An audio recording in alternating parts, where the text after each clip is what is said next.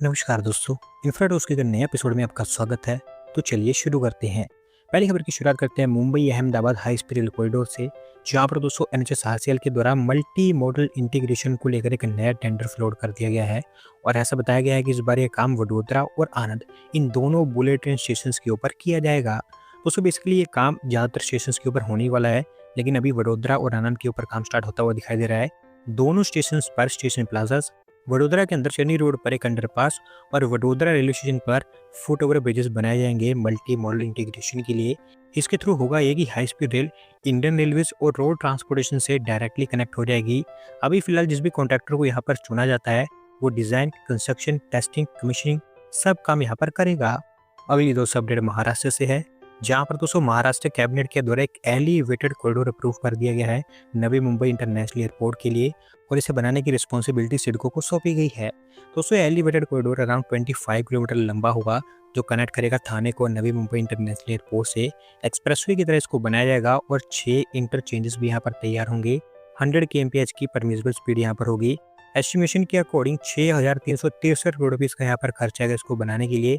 और अगर ये बन जाता है तो ईस्टर्न एक्सप्रेस हाईवे और थाने बेलापुर रोड का एक अल्टरनेटिव होगा, और इसके चलते थाने से नवी मुंबई इंटरनेशनल एयरपोर्ट के बीच जस्ट 30 मिनट के अंदर अंदर ट्रैवल किया जा सकेगा, जिसको अभी 90 मिनट तक का समय लग जाता है, क्योंकि एग्जिस्टिंग रोड्स अभी ट्रैफिक से चौक रहते हैं। सिडको को इंस्ट्रक्शंस दिए गए हैं कि अगले 6 महीने के अंदर अंदर इसके लिए सारी अप्रूवल्स ले ली जाएं, और अगले 3 सालों के अंदर अंदर किसी भी कंडीशन में इस एलिवेटेड कॉरिडोर को तैयार कर दिया जाए। अगली दोस्तों अपडेट हमारे इलेक्ट्रॉनिक सेक्टर से है, जहाँ पर दोस्तों अभी एक और एप्पल सप्लायर ने भारत के अंदर उनकी फैक्ट्री सेटअप कर दी है, और हमारे IT मिनिस्टर के द्वारा ये फैक्ट्री हरियाणा के अंदर इनोग्रेट की गई है। दोस्तों ये factory Japanese company TDK corporation के द्वारा तैयार की गई है, जो अलग अलग इलेक्ट्रॉनिक कंपोनेंट्स मैन्युफैक्चर करते हैं अलग अलग क्लाइंट्स के लिए। इसके अलावा एप्पल के लिए बैटरीज वगैरह काम भी इनके द्वारा किया जाता है, और ये एप्पल के लिए one of the biggest supplier है लिथियम आयन बैटरीज का। पहले ये बैटरी सप्लाई करने का काम जापान से किया करते थे, लेकिन अब उसके साथ साथ भारत से भी ये काम किया जाएगा। सोना EMT में इनकी फैक्ट्री बनकर तैयार हुई है 180 एकड़ के एरिया में। आईफोन्स, लैपटॉप्स, वेरिएबल्स और हेरेबल्स इनके लिए लिथियम आयन बैटरी पैक्स यहाँ पर प्रोड्यूस किए जाएंगे, और हर साल 200 मिलियन बैटरी पैक्स यहाँ पर प्रोड्यूस हो पाएंगी। इतनी कैपेसिटी यहाँ पर भी तैयार की गई है। भारत के अंदर हर साल इस कंपनी को 50 करोड़ सेल पैक्स की जरूरत होती है, और उसमें से ऑलमोस्ट 40% रिक्वायरमेंट इसी फैक्ट्री के थ्रू ही कंप्लीट हो पाएगी। एक और अच्छी बात यह है कि यहाँ पर 5000 के आसपास जॉब भी जनरेट होंगी। अगली दोस्तों अपडेट नोएडा से है, जहाँ पर दोस्तों नोएडा अथॉरिटी के द्वारा एक सेंट्रलाइज्ड ऑटोमोबाइल क्लस्टर डेवलप किया जाएगा सेक्टर 105 के अंदर, और इसके थ्रू उनका टारगेट है कि ऑटोमोबाइल्स के परचेज, सेल और इससे रिलेटेड जो दूसरी एक्टिविटीज़ हैं उन सब के लिए एक डेडिकेटेड प्लेस क्रिएट कर दी जाए।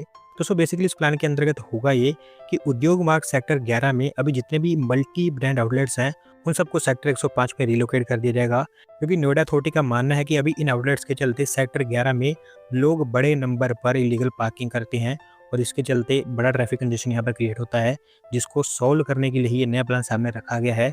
एक मल्टी स्टोरी ऑटोमोबाइल अभी यहाँ पर डेवलप किया जाएगा, जो फैला होगा 10,000 स्क्वायर मीटर के एरिया में। और अच्छी बात यह है कि जो लोकेशन यहाँ पर शॉर्टलिस्ट की गई है वो 3 अलग अलग साइड से अलग अलग रोड से कनेक्टेड है, तो ट्रैफिक कंजेशन यहाँ पर प्रॉब्लम नहीं होगी। विजिटर्स और यूजर्स काफ़ी इजीली यहाँ पर आ जा सकेंगे। अगले कुछ ही दिनों के अंदर अंदर इसका डिज़ाइन फाइनलाइज हो जाएगा, और फिर एक स्कीम के थ्रू यहाँ पर कंपनीज को स्पेस एलोकेट की जाएगी।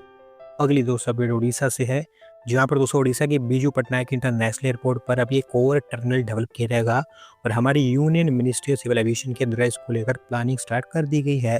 दोस्तों बीजू पटनायक इंटरनेशनल एयरपोर्ट के बारे में आप जानते हैं कि ये भुवनेश्वर के अंदर है, और ये उड़ीसा का सबसे बड़ा एयरपोर्ट है, जहाँ पर फिलहाल अभी 2 टर्मिनल्स ऑपरेशनल है। अगर ये बनता है तो मोस्ट प्रोबेबली ये तीसरा टर्मिनल होगा, और अभी क्योंकि ये प्लानिंग की काफ़ी इनिशियल स्टेजेस में है तो ज़्यादा डिटेल्स यहाँ पर सामने नहीं रखी गई है कि कितनी इसकी कैपेसिटी होगी या फिर कितने एरिया में बनेगा। लेकिन जब ये टर्मिनल बिल्डिंग बनती है तो उड़ीसा की आर्ट, कल्चर और हेरिटेज की एक झलक यहाँ पर हमें देखने को मिलेगी। देखते हैं कब तक इसको बनाया जाता है। अगली दोस्तों अपडेट लखनऊ से है, जहाँ पर दोस्तों लखनऊ डेवलपमेंट अथॉरिटी के द्वारा वरुण विहार स्कीम के कुछ प्लान अनवेल कर दिए गए हैं। ऐसा बताया गया है कि इसको लखनऊ आगरा एक्सप्रेसवे के अलोंग बनाया जाएगा। दोस्तों ये लखनऊ के अंदर one of the biggest township होगी, जिसकी अनाउंसमेंट हालांकि लखनऊ डेवलपमेंट अथॉरिटी पहले भी कर चुकी है, लेकिन अब इसकी जो एक्चुअल डिटेल्स हैं वो सामने रखी गई हैं। 5,600 एकड़ की एरिया में बनेगी, और 25 सेक्टर्स यहाँ पर डेवलप किए जाएंगे इंटरनेशनल स्टैंडर्ड के ग्रिड रोड्स के साथ। 300 एकड़ का एक बड़ा लॉजिस्टिक पार्क, एक नया और मॉडर्न ISPT और एक इंटरनेशनल गोल्फ कोर्स भी यहाँ पर तैयार किया जाएगा। कमर्शियल, रेजिडेंशियल और ग्रुप हाउसिंग के लिए 15,000 प्लॉट्स यहाँ पर क्रिएट की जाएंगी, जहाँ पर लोग हजारों की संख्या में रह पाएंगे। 800 एकड़ के एरिया में ग्रीन बेल्ट भी क्रिएट की जाएगी, जहाँ पर पार्क्स और वाटर बॉडीज होंगी। और दोस्तों ये प्रोजेक्ट इतना बड़ा होगा कि लखनऊ के फ्यूचर ग्रोथ में आपको इसका डायरेक्ट इम्पैक्ट देखने को मिलेगा। अगली दोस्तों अपडेट आंध्र प्रदेश से है, जहाँ पर दोस्तों भारत फोर्ज की सब्सिडरी अग्नि अस्त्र एनर्जेटिक्स के द्वारा आंध्र प्रदेश के अंदर एक डिफेंस मैन्युफैक्चरिंग कॉम्प्लेक्स सेटअप किया जाएगा और इसको लेकर उन्होंने आंध्र प्रदेश सरकार के साथ में एमओयू साइन कर लिया है। दोस्तों specifically MOU Andhra Pradesh industrial infrastructure corporation के साथ में साइन किया गया है, जहाँ पर एक कंपनी अनंतपुर डिस्ट्रिक्ट के मदकसीरा टाउन में 950 एकड़ ऑफ लैंड एक्वायर करेगी उनके इस डिफेंस मैन्युफैक्चरिंग कॉम्प्लेक्स के लिए। और क्योंकि एक कॉम्प्लेक्स होगा तो एक हाई एक्सप्लोजिव मैन्युफैक्चरिंग प्लांट, एक एमुनेशन फिलिंग प्लांट और एक गन प्रोपेलेंट फैसिलिटी यहाँ पर तैयार की जाएगी इनिशियल बेसिस पर। एडवांस एनर्जेटिक्स जैसे कि रॉकेट्स, मिसाइल सिस्टम्स और स्पेस लॉन्च व्हीकल्स की मैन्युफैक्चरिंग भी यहाँ पर आगे चलकर की जाएगी और उसके लिए पहले से ही यहाँ पर प्रोविजन बना ली गई है और लैंड भी उसके रिजर्व रखी जाएगी। इनिशियली 2500 करोड़ रुपीज़ की यहाँ पर इन्वेस्टमेंट होगी और थाउजेंड्स ऑफ जॉब्स यहाँ पर डिफेंस सेक्टर में जनरेट हो पाएंगी। अगली दोस्तों अपडेट हाई स्पीड रेल को लेकर है, जहाँ पर दोस्तों BEML Indian high speed train set को अभी एक जर्मन तजवीज़ देने वाला है और इसी के अंतर्गत उन्होंने एक जर्मन कंपनी नोर ब्रेम्से को एक कॉन्ट्रैक्ट सौंपा है। दोस्तों अभी आप जानते हैं कि BEML को ICF के द्वारा 2 high speed train sets manufacture करने का कॉन्ट्रैक्ट दिया गया है, जिनको Mumbai Ahmedabad high speed corridor के ऊपर ऑपरेट किया जाएगा। और ये एक टाइप का पायलट प्रोजेक्ट है, जहाँ पर पता चल पाएगा कि हम किस लेवल तक के high speed train sets Bharat में मैन्युफैक्चर कर सकते हैं।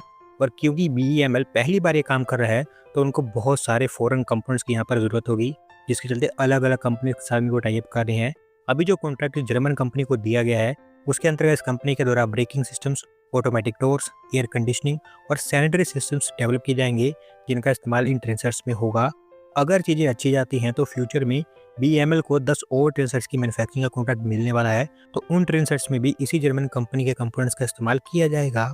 अगली दोस्तों अपडेट बेंगलुरु से है, जहाँ पर दोस्तों कर्नाटक कैबिनेट के द्वारा बेंगलुरु मेट्रो फेज 3 के अंतर्गत एक नए फ्लाईओवर प्लान को अप्रूवल दे दी है और इसी के अंतर्गत बेंगलुरु का सबसे लंबा फ्लाईओवर भी बनाया जाएगा। दोस्तों इसका मैं आपको थोड़ा सा कॉन्टेक्स्ट दूं तो बेंगलुरु मेट्रो के फेज 3 के अंतर्गत अभी टोटल 2 एलिवेटेड कॉरिडोर्स को अप्रूवल मिल चुकी है।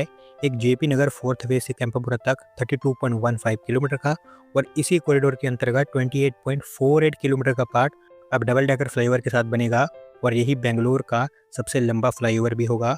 लोअर डेक व्हीकल्स के लिए होगा, जबकि अपर डेक मेट्रो के लिए होगा। सिमिलरली दूसरा कॉरिडोर होसहल्ली से कदमगिरी तक बनेगा, अराउंड 12 किलोमीटर के आसपास उसकी लेंथ है और उसमें से भी 8.6 किलोमीटर का पार्ट डबल डेकर होगा और वो भी लगातार। उसमें भी सेम लोअर डेक व्हीकल्स के लिए होगा और अपर डेक मेट्रो के लिए होगा। इन फ्लाईओवर्स के ऊपर 9,700 करोड़ रुपीज़ का खर्च आएगा और कर्नाटक सरकार खुद से और लोन के थ्रू इनको फंड करेगी। आज की दोस्तों आखिरी अपडेट छत्तीसगढ़ से है, जहाँ पर दोस्तों छत्तीसगढ़ टूरिज्म बोर्ड के द्वारा स्टेट के अंदर एक फिल्म सिटी को लेकर बिड्स इनवाइट कर दी गई है और ऐसा बताया गया है कि इस फिल्म सिटी को नवा रायपुर स्मार्ट सिटी के अंदर तैयार किया जाएगा। दोस्तों वैसे इस फिल्म सिटी की अनाउंसमेंट आज से 3-4 महीने पहले ही छत्तीसगढ़ सरकार के द्वारा एक इवेंट के दौरान की गई थी और अब इसके ऊपर फाइनली काम भी स्टार्ट होता हुआ दिखाई दे रहा है। सेक्टर 23 में बनकर तैयार होगी 93.64 एकड़ के एरिया में। फिल्म शूटिंग के साथ साथ टूरिज्म और रिक्रिएशन के लिए भी एक प्रीमियर डेस्टिनेशन होगी छत्तीसगढ़ के अंदर। कुल मिलाकर 337.48 करोड़ रुपीज़ का इसके ऊपर खर्च आएगा और हमारी सेंट्रल गवर्नमेंट के द्वारा भी यहाँ पर कुछ फंडिंग सपोर्ट प्रोवाइड किया जाएगा। इनफैक्ट पहले फेज के लिए उन्हीं की यहाँ पर फंड्स इस्तेमाल किए जाएंगे। अगले 5 सालों के अंदर धीरे धीरे इस फिल्म सिटी को तैयार किया जाएगा। दोस्तों आज की वीडियो में बस इतना ही। अगर आप अपनी तरफ से अपडेट सबमिट करना चाहते हैं तो डिस्क्रिप्शन के लिंक पर क्लिक करके सबमिट कर सकते हैं। और अगर आज की वीडियो पसंद आई हो तो वीडियो को लाइक करें, चैनल को सब्सक्राइब करें। धन्यवाद वीडियो को देखने के लिए।